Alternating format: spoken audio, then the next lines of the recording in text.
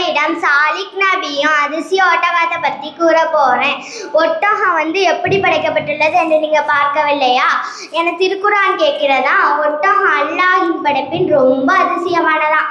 பாலைவன பயணத்திற்கு ஏற்றதான். பாலைவன கப்பல் அதனை அழைப்பாங்க. முன்னொரு காலத்துல சமூத் என்ற சமூகம் வாழ்ந்து வந்தது. அல்லாஹ் அவங்களுக்கு பொருள் விளக்கத்தை வழங்கி இருந்தால் நல்ல உடல் மிக்காராக அவங்க விளங்கினாங்க. மலைகளை கடந்து அழகிய வீடுகளை அமைந்து வாழ்ந்து வந்தாங்க. அல்லாஹ் அழகிய அருள்களை அனுபவித்த அந்த மக்கள் ஆணவம் கொண்டாங்க. எம்மை யாராலும் அசைக்க முடியாது என்ற எண்ணத்தில் வாழ்ந்தாங்க. அந்த மக்களுக்கு போதனை செய்வதற்காக அல்லாஹ் சாலிக் என்ற ஒரு நபியை அனுப்பினார். அவர் அந்த மக்களுக்கு போதனை செய்தால், ஆனால் ஆணவமும் அகங்காரமும் கொண்ட அந்த மக்கள் அதை ஏற்கவில்லை.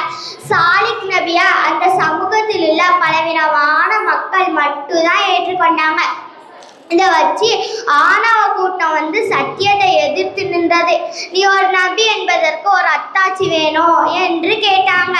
ஒரு கற்பாறையில் இருந்து அதிசயமான ஒட்டகம் வர வேண்டும் என்று கேட்டனர். சாலிக் நபி அல்லாஹ்விடம் பிரார்த்தித்தார்கள். அதிசயமான ஒட்டகம் வந்தது. இருந்தும் அந்த மக்கள் சத்தியத்தை ஏற்கவில்லை.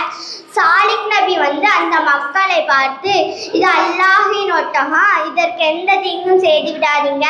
இந்த ஊரின் கிணத்து நீர் அருந்த விடுங்க. அது பூமியில் அது மேயட்டும், திரியட்டும்.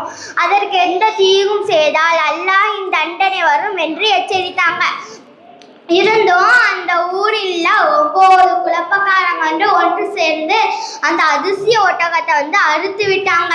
அது மட்டுமின்றி, நீ எச்சரித்த வேதனையை கொண்டு வா பார்க்கலாம் என்று சாலிக் நபியவே சவால் விட்டாங்க. சாலிக் நபி 3 நாட்களுக்கு உங்களுக்கு அவகாசம் உண்டு, அதன் பின்னர் நீங்க அழிக்கப்படுவீங்க என்று கூறினாங்க. சமூத் கூட்டம் தமது கற்குகை வீடுகள் பாதுகாக்கும் என்று நம்பினாங்க.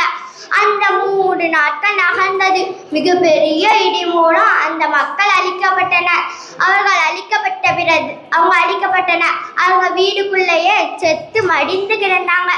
அவர்கள் அழிக்கப்பட்ட பிரதேசம் மதாயின் சாலிக் என்ற பெயரில் இன்றும் காணக்கூடியதாக உள்ளது. அல்லாஹ் இந்த வரலாறை சூரா ஹூதில் 64 வசனத்திலிருந்து 68 வசனம் வரை கூறுகிறான்.